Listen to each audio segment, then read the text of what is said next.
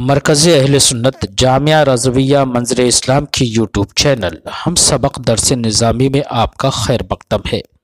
جنہوں نے ہمارے چینل کو اب تک سبسکرائب نہیں کیا ہے وہ ضرور سبسکرائب کر لیں اور بیل آئیکن بھی دبا دیں تاکہ جو بھی ویڈیو اپلوڈ ہو اس کی نوٹیفیکیشن آپ تک فوراً پہنچ سکے، اور اپنے ساتھیوں سے بھی شیئر کریں اور بات پسند آئے تو لائک بھی کریں۔ جامعہ رضویہ منظر اسلام کے ایک اہم اور ماہر استاذ مفتی محمد ابراہیم صاحب آپ کو نور الانوار کا درس دیں گے۔ بعد ششماہی وجوہات فاسدہ اور باب قیاس آپ کو پڑھائیں گے، آپ اس کو دھیان سے سنیں۔ ساتھ ہی دوسری ویڈیو میں ہدایہ کے اسباق بھی ان سے سماعت فرمائیں۔ بسم اللہ الرحمن الرحیم۔ وَعِندَنَا لَا يَدُلُّ عَلَيْهِ سَوَاءٌ كَانَ مَقْرُونًا بِالْعَدَدِ أَوْ لَمْ يَكُنْ۔ پہلی وجہ فاسد کا ذکر فرمایا، اسی کا ذکر چل رہا ہے۔ اب اس کے بارے میں مذہب احناف کو ذکر فرماتے ہیں۔ فرمایا کہ ہمارے نزدیک اسم عالم یا اسم جنس پر صراحت کے ساتھ حکم کا لگایا جانا، یہ اس عالم یا اس اسم جنس کے مادہ سے حکم کی نفی پر دلالت نہیں کرتا ہے، دلالت نہیں کرتا۔ اور اس کی وجہ یہ ہے کہ اگر اسم عالم کے ساتھ حکم لگایا گیا یا اسم جنس پر صریح طور پر حکم لگایا گیا اور یہ حکم لگانا مادہ سے حکم کی نفی پر دلالت کرے، جیسے کہ اشعریہ اور حنابلہ حضرات کا مذہب آپ نے پڑھا، تو اگر یہ کہا جائے کہ مادہ سے حکم کی نفی پر دلالت ہوگی تو ایسی صورت میں یہ جو قول ہے محمد الرسول اللہ، محمد الرسول اللہ، اس قول میں کفر اور کذب لازم آئے گا۔ اس قول میں کفر اور کذب لازم آئے گا۔ کیوں؟ اس کی وجہ یہ ہے کہ اس قول میں اسم عالم محمد صلی اللہ علیہ وسلم کے ساتھ صراحت کے طور پر یہ حکم لگایا گیا کہ محمد اللہ کے رسول ہیں۔ اسم عالم محمد پر صراحت کے ساتھ یہ حکم ہے کہ یہ اللہ کے رسول ہیں، اسم عالم کے ساتھ حکم ہے۔ اور اشاعرہ اور حنابلہ کے مذہب کے مطابق مادہ سے حکم کی نفی ہوگی، حکم کی نفی، تو اب اس کا مفہوم مخالف کا اگر اعتبار کیا جائے تو اب معنی یہ ہوگا کہ محمد کے مادہ اور دوسرے رسول، تو اب یہ مفہوم اس کا سمجھ میں آئے گا کہ محمد اللہ کے رسول ہیں اور محمد کے علاوہ کوئی اور اللہ کا رسول نہیں، حالانکہ یہ کفر ہے، کذب ہے۔ جیسے ہمارے نبی اکرم صلی اللہ علیہ وسلم اللہ کے رسول ہیں، ویسے ہی اور دوسرے حضرات بھی اللہ کے رسول ہیں، اللہ کے رسول ہیں۔ تو یہ بات بالکل خلاف واقع ہے، جھوٹ ہے، کذب ہے، کذب اور قرآن و حدیث کے خلاف ہے، اس لیے ایسا عقیدہ رکھنا بھی کفر ہے۔ تو اگر یہ مان لیا جائے تو اس قول محمد رسول اللہ میں کفر اور کذب لازم آئے گا کہ اس سے تو یہ ثابت ہوگا کہ رسول صرف محمد صلی اللہ علیہ وسلم ہے اور ان کے علاوہ کوئی اور رسول نہیں، حالانکہ یہ سراسر ظلم اور جھوٹ ہے، جھوٹ ہے۔ اس لیے ہمارے علماء احناف کے نزدیک ما عدا سے حکم کی نفی پر دلالت نہیں ہوتی ہے۔ دیکھیں فرماتے ہیں وَعِندَنَا لَا يَدُلُّ عَلَيْهِ، اور ہمارے نزدیک اس پر دلالت نہیں کرتا، کیا ما عدا کی نفی پر، اے علی النفی ما عما عداہ، یعنی ما عدا سے نفی پر دلالت نہیں ہوتی۔ وَإِلَّا، ورنہ تو یعنی اگر ما عدا سے حکم کی نفی پر دلالت ہو تو اس وقت میں یلزم الکفر والکذب، کفر اور کذب لازم آئے گا اس کے قول محمد الرسول اللہ صلی اللہ علیہ وسلم۔ کیوں؟ لأنہ یلزم، اس لیے کہ لازم آئے گا، اللہ یکون غیر محمد رسولا، کہ محمد کے علاوہ کوئی اور رسول نہ ہو، وذالک کفر و کذب، اور یہ کفر ہے اور کذب ہے۔ کفر کیوں ہے؟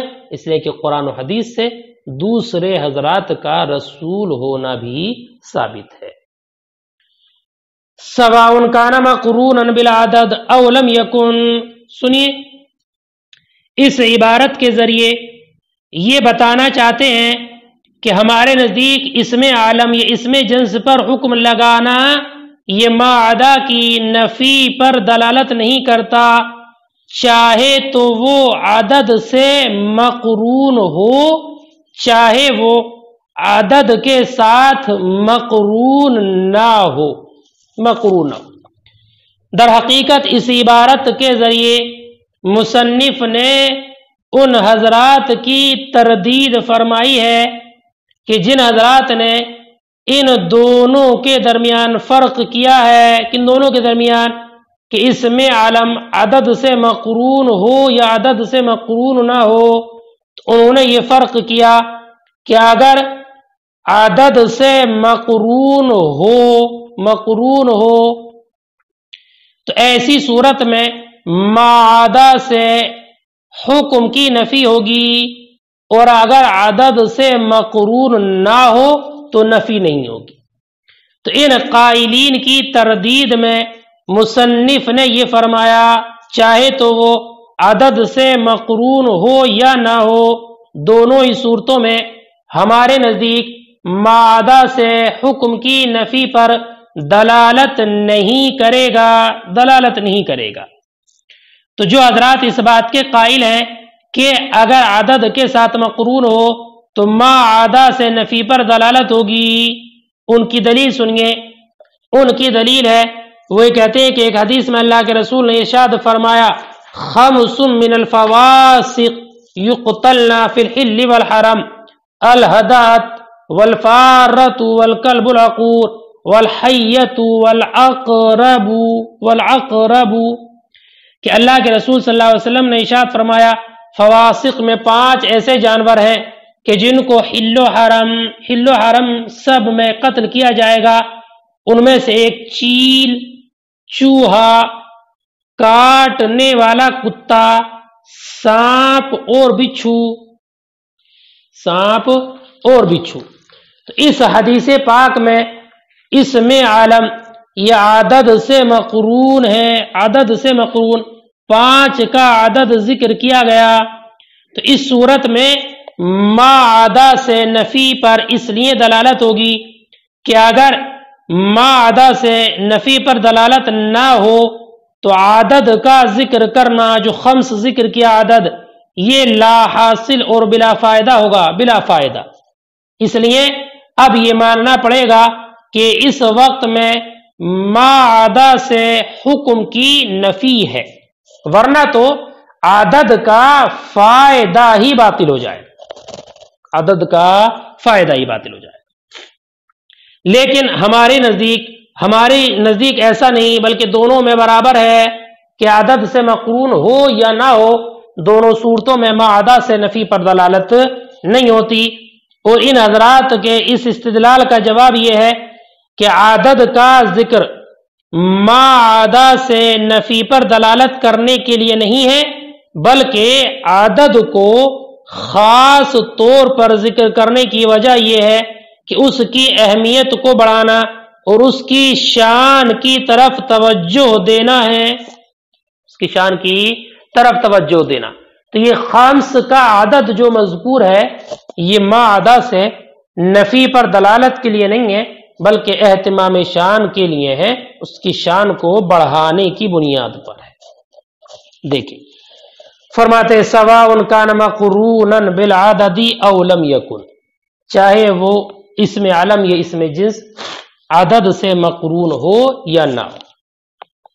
فیہ رد علی من فرق، اس میں رد ہے ان حضرات کا کہ جنہوں نے ان دونوں کے درمیان فرق کیا، کیا مقرون بالعدد ہونے اور نہ ہونے میں۔ وقال، اور کہا ان کانا مقرونا بالعدد، اگر وہ عدد سے مقرون ہو، نحو قولی، جیسے کہ ان کا قول خمس من الفواسق، کہ فواسق میں 5 ایسے ہیں جن کو حل و حرم سب میں قتل کیا جائے گا، الہدات چیل، والفارت اور چوہا، والکلب العقور کاٹنے والا کتا، والحیت سانپ، والعقرب اور بچھو۔ فحینئذ یدل علی النفی اما عداہ البتۃ، تو اس وقت میں یقینی طور پر ما عدا سے نفی پر دلالت ہوگی۔ وَإِلَّا، ورنہ تو، یعنی اگر نفی پر دلالت نہ ہو، لَبَطَلَ فَائِدَةُ الْعَدَدِ، تو عدد کا فائدہ ہی باطل ہو جائے گا۔ وَعِندَنَا، اور ہمارے نزدیک، وجہ التخصیص بِهِ زیادۃ اہتمامہ والاعتناء بشانہ ونحو ذلک، اور ہمارے نزدیک اس کے ساتھ مخصوص کرنے کی وجہ اس کی زیادتی شان اور اس کے اہتمام کو بتانا ہے، ونحو ذلک، اور اس کے علاوہ اس کی زیادتی شان اور اس کے اہتمام کی طرف توجہ دلانا ہے۔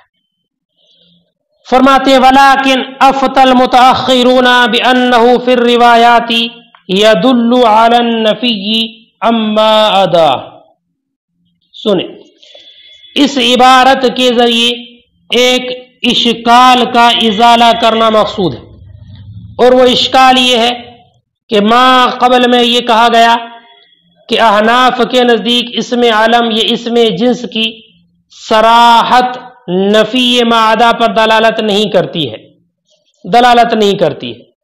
تو اس سے یہ بات سمجھ میں آتی ہے کہ یہ قاعدہ روایات فقہیہ اور نصوص شرعیہ سب کے لیے ہے کہ چاہے تو نصوص شرعیہ ہوں ان میں بھی ما عدا سے حکم کی نفی نہیں ہوگی، یا وہ روایات فقہیہ ہوں تو اس جگہ بھی ان سے ما عدا سے حکم کی نفی نہیں ہوگی۔ اسی وہم کے ازالے کو دور کرتے ہوئے شارح ملا جیون علی رحمت والرضوان نے ارشاد فرمایا کہ متاخرین علماء اکرام نے یہ فتویٰ دیا ہے کہ اسم عالم یہ اسم جنس کی صراحت یہ روایات فقہیہ میں نفی ما عدا پر دلالت کرتی ہے، کہ اگر یہ صراحت روایات فقہیہ میں ہے تو اس وقت میں ما عدا سے نفی پر دلالت ہوگی، لیکن اگر نصوص شرعیہ میں ہے تو اس وقت میں ما عدا سے نفی پر دلالت نہیں ہوگی۔ اور اس کی مثال ایک یہ ذکر فرمائی کہ امام صاحب ہدایہ علیہ رحمت والرضوان نے ارشاد فرمایا کہ غدیر عظیم یعنی وہ بڑا تالاب، ایسا بڑا تالاب کہ جس کے 2 کناروں میں سے ایک طرف کو حرکت دینے سے دوسرے طرف متحرک نہ ہو، تو اگر ایسا تالاب ہے تو اس کے ایک طرف اگر نجاست گر جائے تو دوسری جانب سے وضو کرنا جائز۔ عبارت کتاب ہدایہ کی جاز الوضوء من جانب الآخر، تو یہ صراحت اس بات پر دلالت کرتی ہے کہ جس جانب میں نجاست گری ہے وہ جانب ناپاک ہے نا، اس سے وضو کرنا جائز نہیں ہے۔ اس سے یہ بات معلوم ہوئی کہ روایات فقہیہ میں اسم عالم یہ اسم جنس کی صراحت یہ ما عدا سے نفی پر دلالت کرتی ہے، ورنہ تو امام صاحب ہدایہ اس طرف اشارہ کیوں فرماتے، اور اس طرح کی مثالیں ان کی کتاب میں بکثرت موجود ہے نا، جس سے مفہوم مخالف کا اعتبار کیا جاتا ہے۔ تو روایات فقہیہ میں یہ مفہوم مخالف معتبر ہوتا ہے۔ فرماتے ہیں لیکن متاخرین نے فتویٰ دیا ہے بأنہ فی الروایات یدل علی النفی اما عدا، کہ روایات میں دلالت ہوتی ہے ما عدا سے نفی پر. روایات سے مراد ہوئی روایات فقہیہ دون المخاطبات، مخاطبات میں نہیں، مخاطبات سے مراد نصوص شرعیہ. کما قال صاحب الہدایہ، جیسے کہ امام صاحب ہدایہ نے فرمایا کہ ان کا قول ہے ان کی کتاب ہدایہ میں، جاز الوضوء من الجانب الاخر، وضو جائز ہے دوسری جانب سے. اشارہ ہے اس بات کی جانب انہ یتنجس موضع الوقوع، کہ موضع وقوع ناپاک ہے. ومثل هذا فی کتابہ کثیر، اور اس کی مثال ان کی کتابوں میں کثیر ہے. وما یوہمہ کلامہ من النفی اما عدا فی بعض الاستدلالات. اس سے بیان فرماتے ہیں کہ ہمارے علماء کے بعض کلام سے یہ بات وہم میں آتی ہے، اور یہ وہم ہوتا ہے کہ اس میں ما عدا سے حکم کی نفی ہے، ان نفی پر استدلال کیا ہے. تو فرماتے ہیں وہ سب کے سب مؤولات ہیں، ان میں کچھ نہ کچھ تعویل کی گئی ہے. وما یوہم، اور جو ان کے کلام سے وہم ہوتا ہے کہ ما عدا سے نفی ہے ان کے بعد استدلالات میں، فکل ذالک مؤول بتاویلات، تو یہ تعویلات کے ذریعے مؤول ہے. فتنبہ لہ، تو آپ اس پر بیدار ہو جائیے، اس کو سمجھ لیجیے.